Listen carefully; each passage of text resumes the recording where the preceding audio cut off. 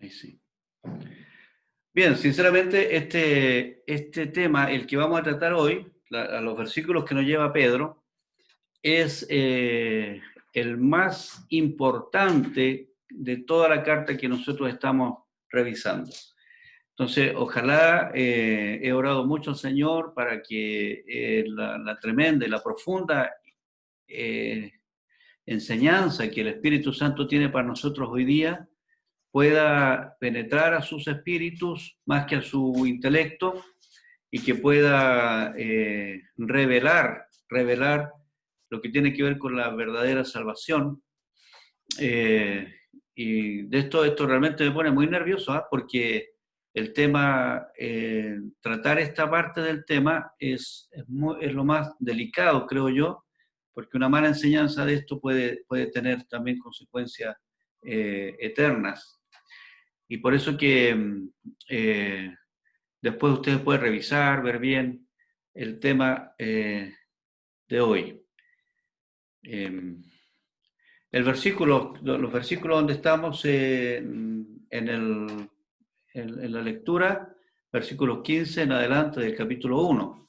Más bien sean ustedes santos en todo lo que hagan, como también es santo quien los llamó. Está escrito sean santos porque yo soy santo. Y ya que invocan como Padre al que juzga con imparcialidad las obras de cada uno, vivan con temor reverente mientras sean peregrinos en este mundo. Como bien saben, ustedes fueron rescatados de la vida absurda que heredaron de sus antepasados. El precio de su rescate, el precio de su redención, no se pagó con cosas perecederas como el oro o la plata, sino con la preciosa sangre de Cristo, como de un cordero sin mancha y sin defecto. Cristo, a quien Dios escogió antes de la creación del mundo, se ha manifestado en estos últimos tiempos en beneficio de ustedes. ¿Cierto? Para partir tratando de meternos en el espíritu de la carta y en la mente de Pedro, cuando Pedro habla del versículo 19, sino de la preciosa sangre de Cristo. Si uno ve correr sangre, a nadie le parece precioso ver correr sangre, pero Pedro compara la sangre de Cristo al oro y a la plata como cosas perecederas y la sangre de Cristo como algo imperecedero, y eso lo hace precioso, como al oro y la plata se le llaman los metales preciosos.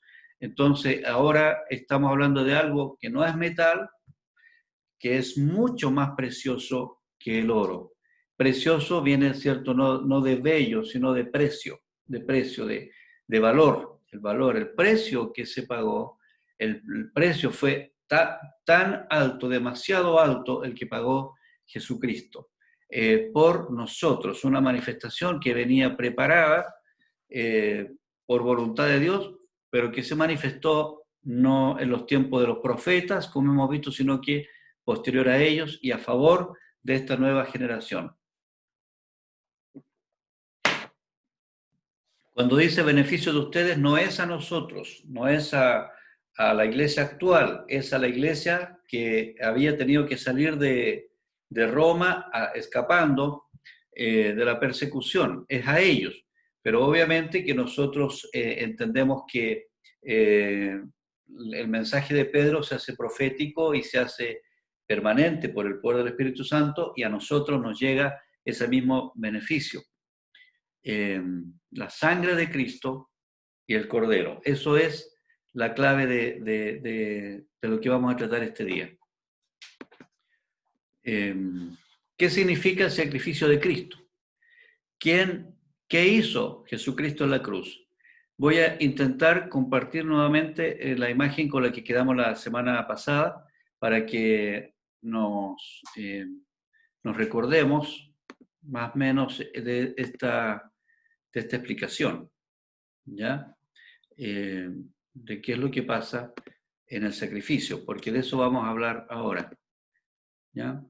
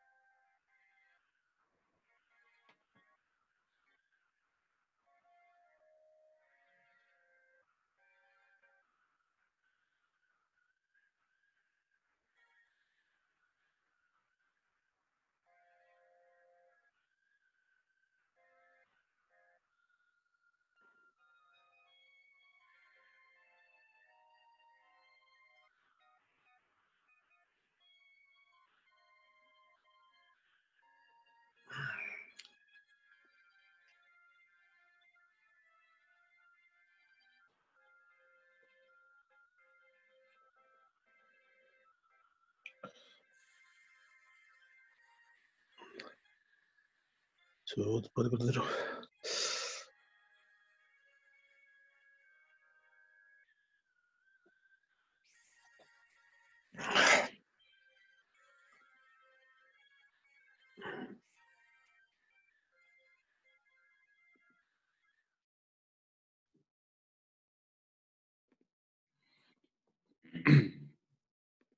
Bien, entonces ahora volvemos a la...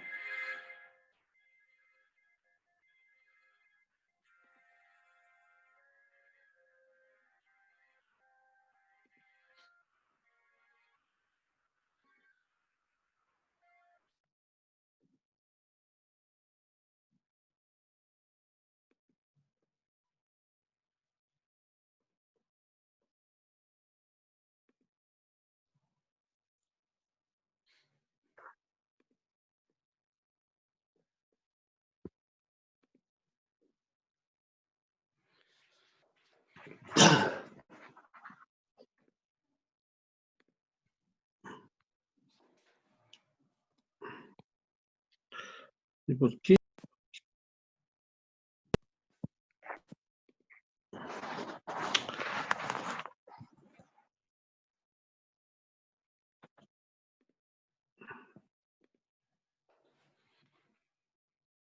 Ahí sí, ahí sí. Entonces, volvemos a la pregunta, ¿qué significa el sacrificio de Cristo? ¿Qué hizo Jesucristo en la cruz? Vamos a hacer un poco de historia, porque el sacrificio de Cristo se relaciona solamente por lo general con el amor, que es lo que más se apega a nuestros sentimientos para poder entenderlo. Y es muy probable que muchas personas hayan aceptado a Jesús por lástima, por ver a Jesús clavado en la cruz, lo hayan aceptado por emociones, porque sienten que el Señor les viene a solucionar algún problema X. Algunos se han alejado de Él porque consideran que Él no les resolvió el problema que esperaban, y así, porque hacen de Jesús un ídolo más que un héroe, que es muy diferente. Entonces, más que un vicario, ¿ya? Como puede ser. Adán y Eva, en Génesis 3:21, dice, Jehová Dios hizo al hombre y a su mujer túnicas de pieles y los vistió. Desde el mismo momento que el ser humano comete el pecado, cae en la tentación que Satanás pone delante de ellos, desde ese mismo momento se activa esta necesidad de la muerte para poder generar vida, la muerte sustituta. Y entonces el Señor da este ejemplo teniendo que sacar túnicas. La pregunta, bueno, ¿de dónde salieron las pieles? ¿De dónde salieron las túnicas? Obviamente de animales tuvieron que dar su vida en lugar para cubrir el pecado de Adán y Eva. Cuando digo cubrir el pecado de Adán y Eva, por favor, no relacione mentalmente, como suele ocurrir en las iglesias, pecado con sexo. No relacione pecado con sexualidad porque tuvieron que cubrir sus partes íntimas. No es precisamente ese tipo de cobertura, sino que cubrir el pecado implica todas, aún aquellas cosas que nos parecen buenas y que se practican como buenas, pero no son tan buenas, pero no son nada de buenas, más bien dicho. Entonces, cuando se habla de cubrir el pecado, no solamente estamos relacionándonos a un área, a una forma de pecar, sino que hay muchas otras formas. Y Dios tuvo que matar animales para poder generar esta oportunidad de poder seguir conviviendo, Adán y Eva. Luego, eso sería el primer sacrificio en la historia. Luego, en el tiempo de Noé, en Génesis, eso me fue el capítulo, me parece que es el capítulo 10 o 9, versículo 20, y edificó Noé un altar a Jehová y tomó de todo animal limpio y de toda ave limpia y ofreció holocaustos en el altar. Y percibió Jehová olor grato y dijo Jehová en su corazón, no volveré más a maldecir la tierra por causa del hombre, porque el intento del corazón del hombre, dice el resto del texto, siempre tiende al mal. Entonces, nosotros vemos a Adán y Eva, que ellos no hicieron sacrificio, sino que el Señor puso un animal para poder cubrir su pecado, y Noé cuando terminó su travesía de los 40 días de lluvia, él salió a la tierra, pisó tierra firme, y cuando ya hubo tierra firme, entonces él generó este sacrificio para el Señor, dándole un significado especial a este acto de ofrecer animales, que en este caso fue una ofrenda grata al Señor. Vamos a descubrir que hay ofrendas gratas y ofrendas que no son gratas al Señor, que Él no quisiera que se hicieran, como la ofrenda justamente por el pecado. Él no quisiera que se hiciera esa ofrenda, pero tiene que recibirla porque no hay otra forma de establecer este vínculo entre el hombre y Dios. Ahí está, para que veamos ilustrando, ¿cierto? Ahí están las pieles de animales, está Adán y Eva escondiéndose donde no se pueden esconder, y el Señor ha tenido que matar animales para poder generar esa primera ropa.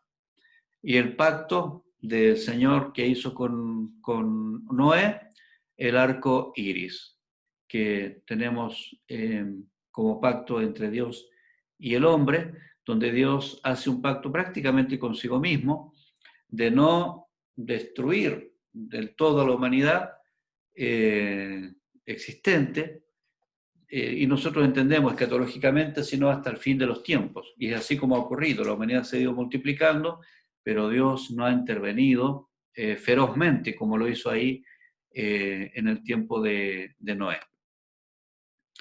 Luego pasamos a los patriarcas, donde se comienza a formar recién la nación de Israel. Lo que ya hemos visto es antes de que se formara el pueblo de Israel. Ahora vamos a los patriarcas, donde tenemos a Abraham, que es el padre de todos los israelitas. Dice que Abraham luego se pasó de allí a un monte al oriente de Betel, plantó su tienda, tendiendo a Betel al occidente y ahí al oriente, y edificó allí altar a Jehová e invocó el nombre de Jehová. Entonces ya se hacía una práctica el tener que edificar altar y hacer sacrificios para poder ser grato al Señor. Luego, digamos, el ícono de Abraham, que dice, se prueba la fe, pero aquí hay además de probar la fe de Abraham, cuando tiene que ir a sacrificar a Isaac, en el Génesis 22, vemos algo mucho más potente ahí. Bueno, todo es potente en este pasaje, porque ya conocen la historia.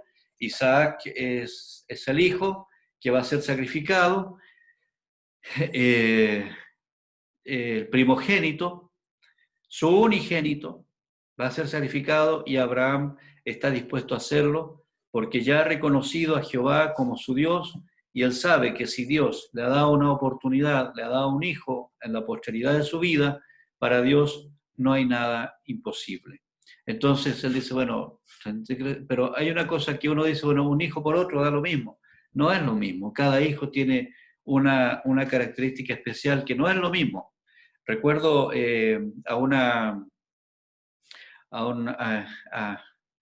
amigo de mi hermano, que tiene varios hijos, que le dijo, bueno, si a ti se te muere un hijo, no importa, te quedan varios. Entonces, esa manera de pensar tan simple, nosotros no es posible, no es posible. Reemplazar a un hijo con otro, eso no es posible. Cada hijo tiene su propia característica. Entonces, no era llegar y decir, bueno, el Señor le creará otro Isaac. No es lo mismo, no es lo mismo. Entonces, como también algunos dicen, si Adán y Eva pecaron, ¿por qué el Señor no los destruyó? No los destruyó y construyó y formó e hizo o creó otros hijos más que no cometieron ese mismo pecado. Es que ya no es lo mismo, ya no es lo mismo. Dígale a cualquier padre, a cualquier madre que están acá, diga, bueno, si tu hijo te porta mal, mátalo y trata de conseguirte otro. Hay tantos niños pobres por ahí, o tantos huérfanos que requieren un hogar, y a lo mejor le das un hogar, te sale mejor otro hijo. No es así, cada hijo tiene su valor. Entonces no era llegar y sacrificar a Isaac, era una cosa de mucho sufrimiento, de mucho dolor, de una tensión bastante fuerte para Abraham, pero el Señor interviene ahí y le dice, porque la vida de la carne en la sangre está, y yo os le he dado para hacer expiación sobre el altar por vuestras almas, y la misma sangre hará expiación de la persona. Ahí tenemos una declaración de lo que significa la sangre. La sangre es la vida, ¿ya? Y es a través de vida que se puede cubrir una vida condenada a la muerte. Cuando el Señor le dijo a Abraham, o sea, a Adán, que no cometieran pecado porque van a morir, ellos no entendieron la forma en que iban a morir. Primero murieron espiritualmente y después murieron físicamente. Entonces, la muerte está de por medio y solamente la vida reemplaza la muerte. Y la vida está en la sangre, en este caso, de los animales. Entonces, debía derramarse la sangre de Isaac y el Señor le proveyó el carnero necesario para ese sacrificio. Dios, si le dicen la palabra Jehová Jireh, Dios proveerá. Y uno lo usa para las cosas materiales, no, tranquilo, Dios va a proveer. Y es verdad, Dios provee las cosas materiales, pero la mayor provisión que Dios ha dado a nosotros es justamente este acto de sacrificio a través de Jesucristo. Imagínense esa escena, a Abraham llevando a su pequeño Isaac, un niño que está a punto de entrar a la adolescencia, entiende todo, sabe a dónde van, puede haber ido conversando con su padre, jugueteando. Imagínense el corazón de ese padre cuando va llevando a ese niño al sacrificio. Hasta que me imagino yo con los ojos llorosos, Isaac desesperado, no sé, y aparece, cierto, esta voz, el ángel dice, tranquilo, ya está aprobado, no fue necesario este sacrificio. Pero esta historia no termina así siempre, esta historia del hijo unigénito no termina así, de que tranquilo, no vas a tener que morir. Con Jesús no fue así. Luego pasamos al tema de los sacrificios a los patriarcas. Vemos a Isaac, que es el mismo niño, ahora ya está grande.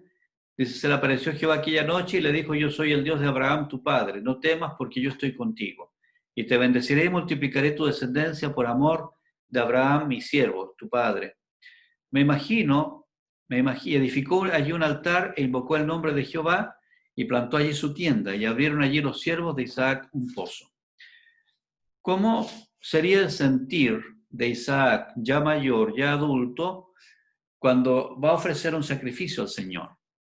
Él que estuvo a punto de ser él el sacrificio, ahora le está ofreciendo un sacrificio al Señor. La relación de Dios con Isaac, Isaac pasa casi tan desapercibido en la historia, no hay mucho que se haya escrito sobre Isaac, su personalidad muy diferente a la de sus hijos Jacob y Esaú y de Abraham, quizás por ese impacto que tuvo que vivir, se convirtió en ese tipo de persona, pero siempre temerosa y respetuoso de Dios y convencido de que Dios cumple sus promesas.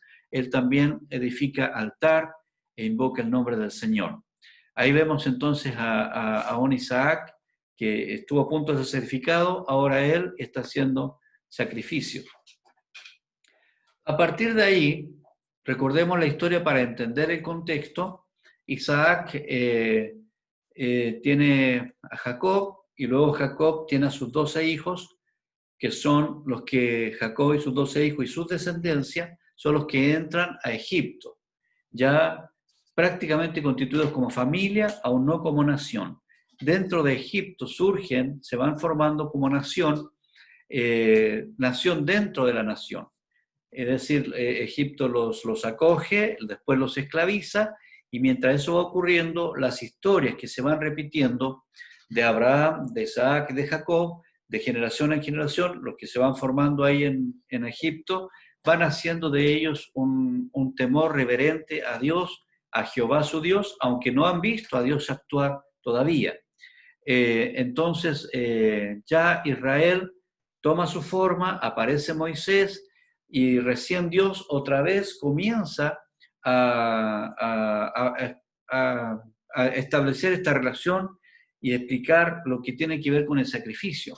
Y esto se da en el momento en que el faraón, habiendo endurecido su corazón, llega el momento de la plaga, de la muerte de los primogénitos, y el Señor le da indicaciones al pueblo de Israel, específicamente a ellos, le dice, tienen que matar un animal, y con la sangre del animal y con un hisopo es una plantita, ya con esa planta ustedes van a pintar los postes y también los dinteles de las puertas.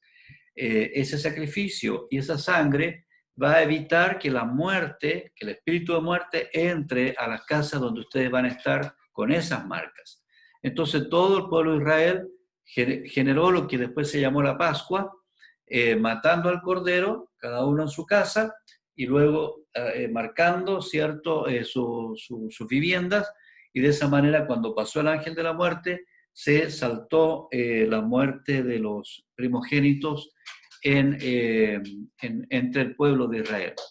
Entonces ahí está la indicación: tomarán de la sangre y la pondrán en los dos postes, en el dintel de las casas, en lo que han de comer, y tomado un manojo de hisopo y mojadlo en la sangre que estará en un lebrillo, untad el dintel, los dos postes con la sangre que estará en el lebrillo, y ninguno de ustedes salga de las puertas de su casa hasta mañana. Entonces ahí ya el pueblo de Israel renueva este concepto de sacrificio y de sangre para la salvación. Como se hizo en Edén, ahora se está haciendo ya con todo el pueblo, como lo hizo Abraham, lo hizo Isaac, entonces ahora se está haciendo con todo el pueblo. Para más adelante, ya con Moisés a la cabeza, surgen a lo menos 5 tipos de sacrificio. No los vamos a deletear ahora porque es mucho tiempo. Aparece el sacrificio del holocausto, que es un olor grato al Señor, ¿ya? Es una entrega al Señor. Se usa en relación de hoy día con Cristo como ejemplo perfecto este sacrificio. Es la imitación aceptada, imperfecta, es la entrega completa de la vida al servicio de Dios, ¿ya? Y se puede hacer con un becerro, con una oveja o con un ave, ¿ya? Luego, la ofrenda del grano, que es la de los frutos de la vida de cada uno para con Dios. Cristo, a través del ejemplo perfecto de esta ofrenda, es un olor grato a Dios, es para Dios, parte para Dios, parte para el sacerdote, y también Jesucristo, en este caso a través de el sacerdote, a través de Malaquías. ¿Qué es lo que hay acá que se entrega? Harina sin levadura, refleja la obra sincera de verdad, el aceite, el incienso. Eso me fue apurado. El aceite, el incienso, sal, ¿ya? Lo que se ofrece ahí. Todos son símbolos, ¿ya? Todos podemos ver que el aceite es el símbolo del Espíritu Santo, el incienso es el símbolo de las oraciones, la sal, las obras duraderas, o más bien también lo que somos nosotros. El Señor dijo claramente: ustedes son la sal de la tierra. Entonces es una ofrenda también olor grato al Señor. La otra es la ofrenda de paz. Es el hombre que está convertido, está compartiendo como familia con el Señor, está en comunión con Dios, es olor grato para Dios.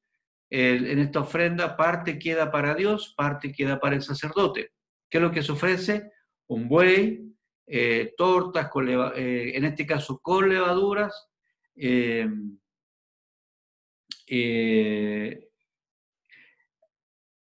claro, tortas con levaduras, y la ofrenda por el pecado. Ahí me entró la duda, ¿no? Pero la ofrenda por el pecado, sacrificio por nuestra naturaleza humana que es pecaminosa, ¿ya? Este es un olor, fíjese, no grato para Dios, porque Dios odia el pecado. Dios no le agrada el pecado, no lo puede soportar.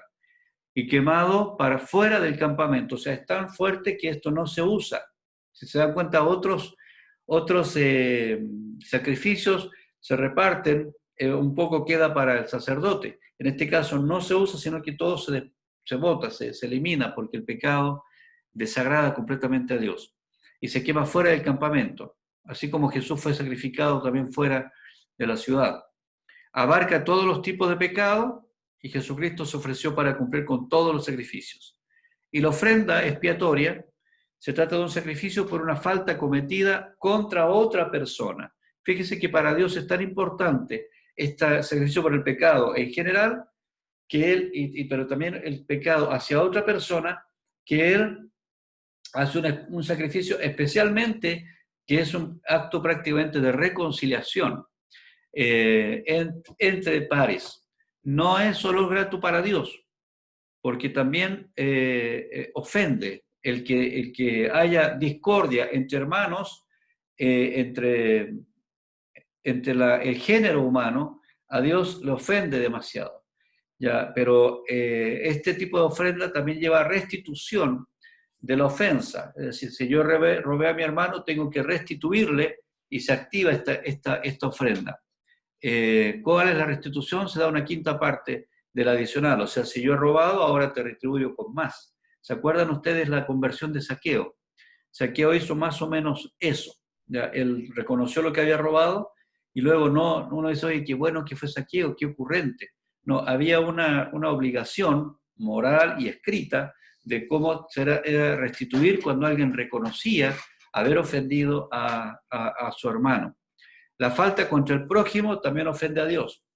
Pedir perdón y restituir también el daño. Se pide perdón, pero se restituye el daño. Esta parte es importante. Nos damos cuenta que tenemos dos ofrendas que no son gratas para Dios. Y ambas tienen que ver con el pecado, como naturaleza humana, con cualquier tipo de pecado, pero también la otra tiene que ver con el pecado hacia otro ser humano. Ahí echaría los dos tipos de pecado. Y los 5 tipos de ofrendas que se hacían en el Antiguo Testamento por ley. Esto lo aprendieron los israelitas después de salir de Egipto, después de haber sacrificado al animalito para poder pintar las puertas, o sea, los dinteles de las puertas y los postes de las puertas.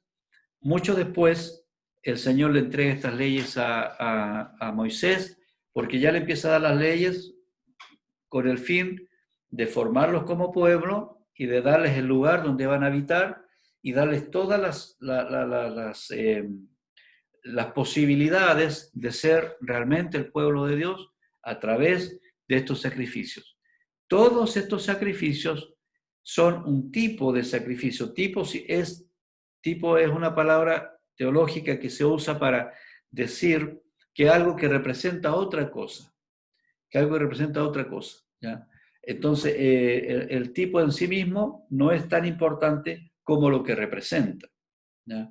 Entonces, todos estos sacrificios fueron importantes, por supuesto, para su momento, para la época que lo vio, para quien hizo el sacrificio, como lo hacía Job también, pero lo más importante es lo que estos sacrificios representaban, porque estos sacrificios eran locales, eran del momento, eran para un pueblo, pero el sacrificio que venía iba a ser un sacrificio más universal. Lo que estos representaban eran pequeños sacrificios para lo que venía, que era la muerte de Jesús.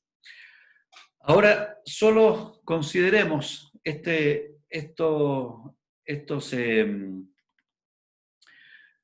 puntos. Solo pueden ser sacrificados animales limpios, sin defecto. Todo primogénito israelita que representa a la nación debe ser redimido con un sacrificio sustituto. O sea, al momento de sacrificar, de presentar al pequeño, debe haber un sacrificio, una ofrenda, para que ese pequeño, en creencia, ¿cierto?, crezca habiendo sido redimido ya de su pecado. Lo que se destaca aquí es la privación de vida, el derramamiento de sangre de una víctima inocente. Es decir, si ustedes se fijan en el video que les mostré, me llama mucho la atención y me conmueve cómo miran al cordero y lo revisan para poder ver si realmente cumple con los requisitos para sustituir el pecado del hombre que lleva el cordero. Entonces debe ser sangre, porque la sangre, como dije, representa la vida. Entonces, la muerte de Jesús y su resurrección representa cómo nosotros morimos y luego resucitamos por el poder suyo resucitador a través de una sangre que se derramó. Entonces, todo eso fíjese que tiene su significado. Una vez más, la idea de un sustituto es prominente. Allí se nos dice que si alguien ofrece un sacrificio y pondrá su mano sobre la cabeza del holocausto y será aceptado para expiación suya, es una manera de decir, este sacrificio me representa a mí. Lo que está a punto de suceder debe sucederme a mí y está tomando mi lugar. Esto es tan importante porque a veces nosotros pensamos, por ejemplo, que vamos a ofrendar algo al Señor. Voy a ofrendar, no sé, un billete, unas monedas, voy a ofrendar mi tiempo, voy a ofrendar cosas para el Señor. Y en realidad yo no estoy con derecho de ofrendarle a Él. No estoy con ese derecho. Lo que hago es ponerme detrás del sacrificio de Jesús porque Él hizo un gran sacrificio, una gran ofrenda. Él se ofrendó a mí. Entonces, mi ofrenda para el Señor no es, bueno, en mi tiempo y esas cosas sí pueden servir, pero más que servirle a Él, me sirven a mí. Que yo le dé tiempo al Señor me trae beneficio a mí. Que yo le abra el corazón a Jesús me significa salvación a mí. Que yo trate de hacer un esfuerzo con mi vida para servirle al Señor, no es que Dios beneficie de mí, sino que todo ese servicio es un beneficio que yo logro tener por la gracia del Señor, por ese sacrificio que Él hizo. Entonces, debemos entender que nosotros no le hacemos nunca un favor a Dios. Tampoco tenemos el permiso ni la posibilidad siquiera de entrar a su presencia con una oración. Hay gente que dice, yo le he orado a Dios y Dios no me responde. Dios no tiene derecho, no tiene la obligación de responder. Y si ha respondido a alguien que no es su hijo es por misericordia, pero Él no tiene esa obligación de respondernos a todo lo que nosotros pedimos. Él ha hecho un sacrificio para que nosotros entremos a tener una relación con Él. No es unir a adorar un ídolo, presentarle una ofrenda y que el ídolo haga conforme a la ofrenda que yo le he dado. No, es yo, Señor, entrego completamente mi vida como tú entregaste tu vida para mí. El detalle es que mi vida no sirve, no, a ti no te sirve. Solo se hace útil si esa vida pasó por la experiencia de tener un encuentro real y personal con Jesucristo y si realmente yo he entendido lo que es el sacrificio en el Espíritu, el sacrificio de Jesús para mí. Entonces creo que en este punto de la teología, de la Biblia, muchas personas se quedan al debe porque entran a una iglesia, entran a una creencia y pasan años y nunca han tenido una claridad de realmente lo que significa estar al servicio del Señor. Y otros, en su afán inocente, han llegado a descubrirlo por la revelación de la palabra y del Espíritu, aunque nunca lo han entendido. Entonces, aquí entramos a un misterio.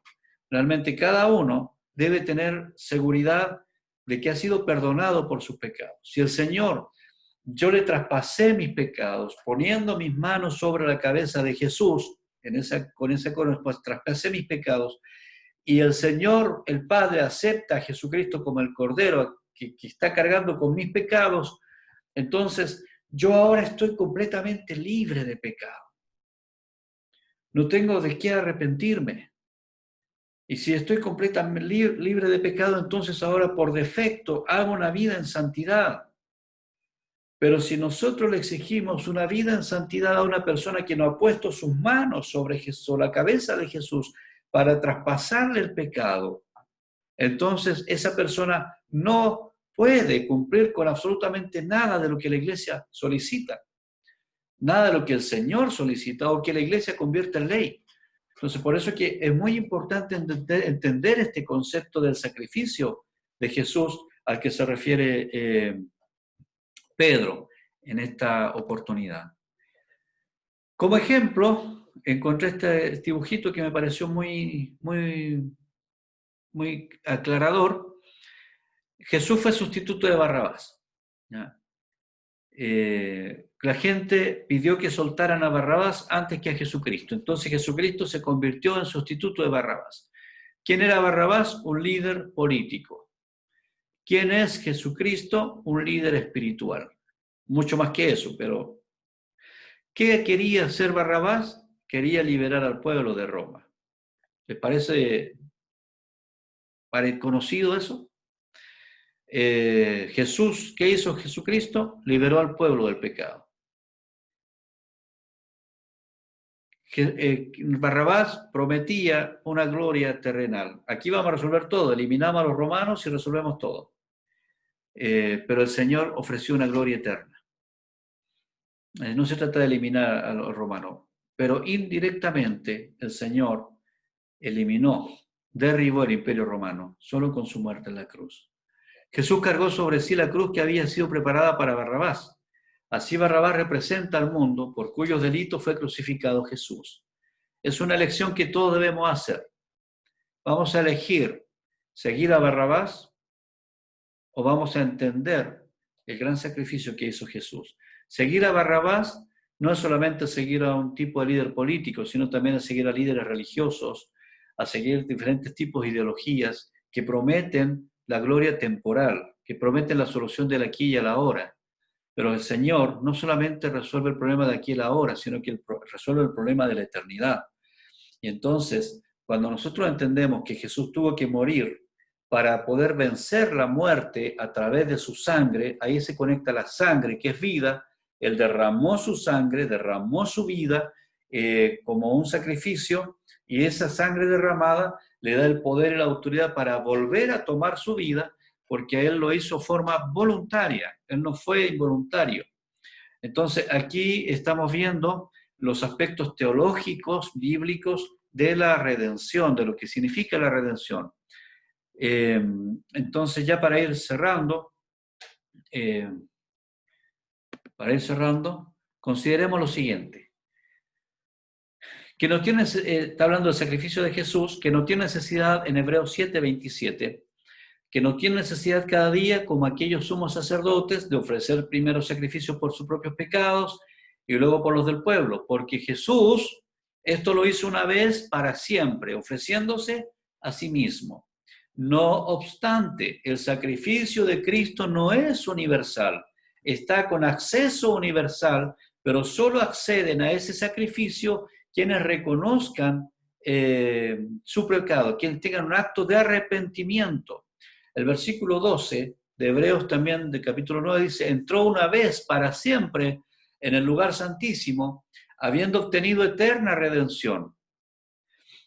Y otra vez en el versículo 9:26, pero ahora, en la consumación de los siglos, se presentó una vez para siempre por el sacrificio de sí mismo para quitar de en medio del pecado. Eso que se sacrificó una vez para siempre no significa que nosotros somos automáticamente liberados, limpiados e insertados a la familia espiritual. Se requiere que yo ponga mis manos sobre el Cordero, y eso es un acto voluntario, personal, y que yo traspase teologías, ideas humanas, ideologías mundanas, que traspase todo eso para llegar a ese contacto directo con la cabeza del Cordero, en donde yo traspaso, estoy haciendo una ilustración, ¿cierto? Yo traspaso mi pecado al pecado a Jesucristo, y luego Jesucristo lo lleva a la cruz, y eso me hace completamente libre. Pero no soy libre en forma automática o porque alguien ore por mi salvación, porque otro intervenga por mí. No soy libre porque vaya a la iglesia, no soy libre porque sea líder de célula o porque vaya al pastorado o porque crea en el ministerio, de los 5 ministerios, porque crea en el don del Espíritu Santo, en su poder. Ninguna de esas cosas me hace libre. Lo único que realmente me hace libre es haber tenido ese contacto directo en donde mis pecados se traspasan a Jesucristo. Es una cosa espiritual tan profunda, tan grande, que faltan palabras para poder explicar.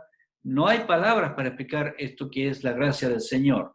Efesios 2, 8 y 9 dice, Dios los salvó por su gracia cuando creyeron. Ustedes no tienen ningún mérito en eso. Es un regalo de Dios. La salvación no es un premio por las cosas buenas que hayamos hecho. Así que ninguno de nosotros puede jactarse de ser salvo. Es decir, si somos salvos, solo es por su gracia. Ninguno de nosotros ha tenido la capacidad de ser completamente perfecto para examinar ese cordero y decir, bueno, aquí sí puede ser sacrificado. No, ninguno de nosotros tiene esa capacidad. Por lo tanto, por favor, no clasifiquemos pecados buenos y malos. porque no es menos pecado el que hago yo que el que haces tú, y no te hace más pecador a ti que a mí. Pero sí tenemos un gran Salvador, un gran Redentor que se llama Jesucristo, quien pagó por mi pecado al igual que por el tuyo, y que se activa cada vez que yo me arrepiento, me he arrepentido de mis pecados. Entonces, hay una activación de la gracia de Dios que nos permite estar en la posición que ahora estamos y decir, somos un linaje real, porque el Señor me ha comprado como ese cordero, que el primer sacrificio que hizo Dios allá en el cielo. Aquí, perdón, en el Edén.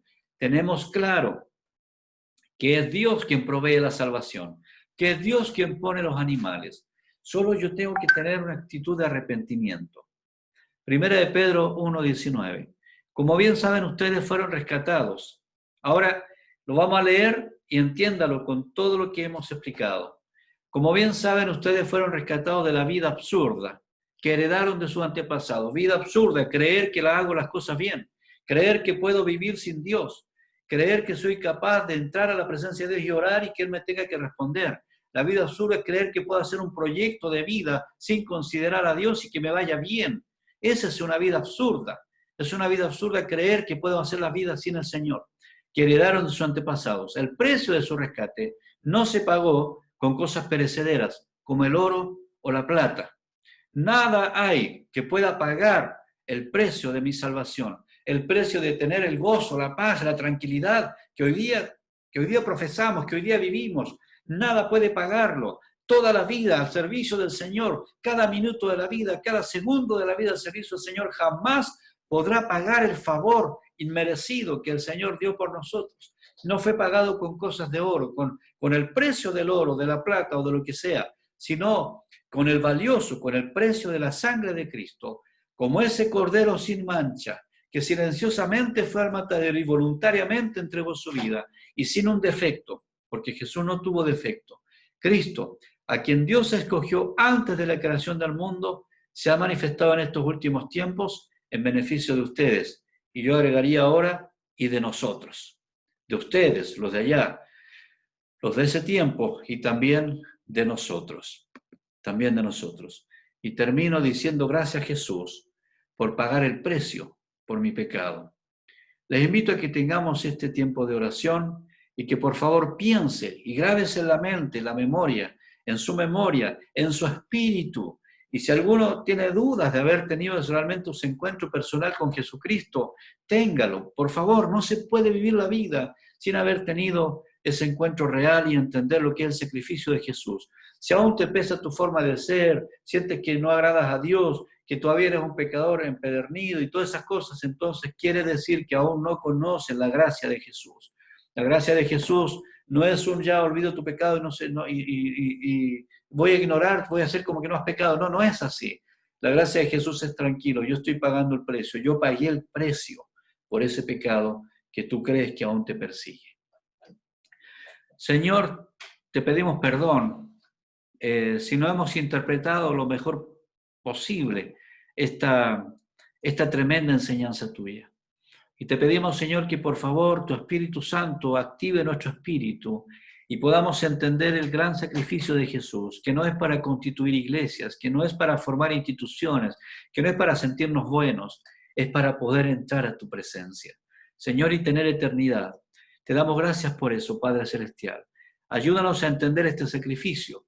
Ayúdanos, Señor, a experimentar esta tremenda vivencia de poder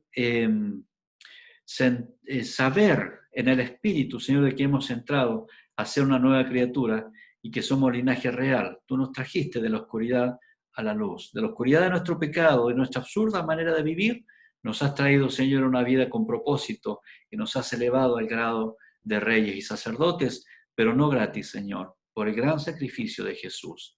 Gracias, Señor. Amén y amén y amén. Bien, ahora estamos ya terminando. Denme un segundito.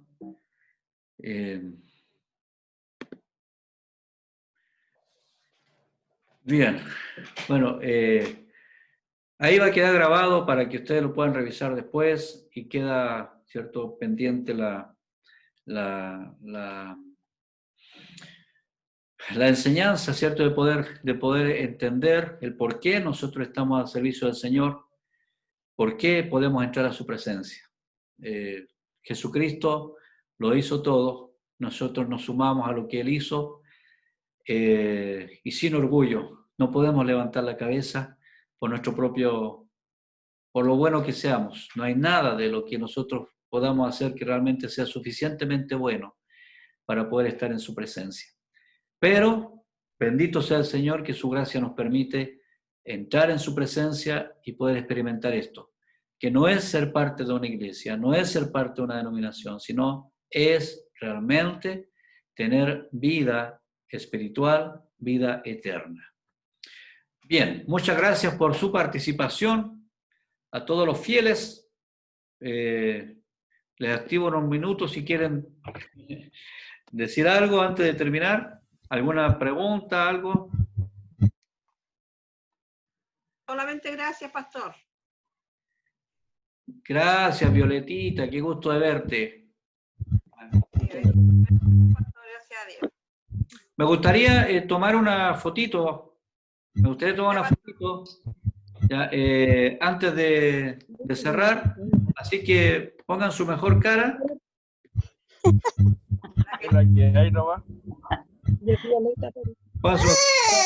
Y abran sus cámaras para poder hacer la foto y dejarla en el grupo, en nuestro grupo. Hola, tío Pipi. ¿Dónde la puedo abrir yo? Abierta. La cámara. No, no veo nada porque está negro. Eso. Todos sus Ya no cámaras. Eso, ya. Faltan cámaras. Abran sus cámaras. Cámara, pues. ¿Está con cámara? No veo. Faltan cámaras, prendan sus cámaras para que se vean todas las La caritas. mía está mala. Hola, hermana Anita. Hola, pastor Raúl. Hola, pastor. Bendiciones. Hola. Hola a todos. Gracias, pastor. La palabra ha sido excelente porque nos habla del sacrificio de Cristo y que no tiene que ver, o sea, que todo es por su sangre preciosa derramada por nosotros. Así es, gracias al Muchas Señor. gracias. Estuvo pero Ahora- demasiado bueno. Gracias, Inesita, muchas gracias. Es tremenda esa palabra que se nos ha dado. Ahora pongan la mejor cara de redimidos, de rescatados, cara de reyes, linaje real, la mejor sonrisa, porque el Señor nos cambió de las tinieblas a su luz admirable. ¿Ya? Amén. Si quieren, levantan su manito, hagan una aquí, una acá, o no sé, algún gesto bonito para que salga una foto bien bonita. Ya, ahí va. La mejor sonrisa. Ya, va una, ahora va la otra. Va la otra. Espera un poquito. Ya estamos terminando. Ahí va la otra. Ahí va.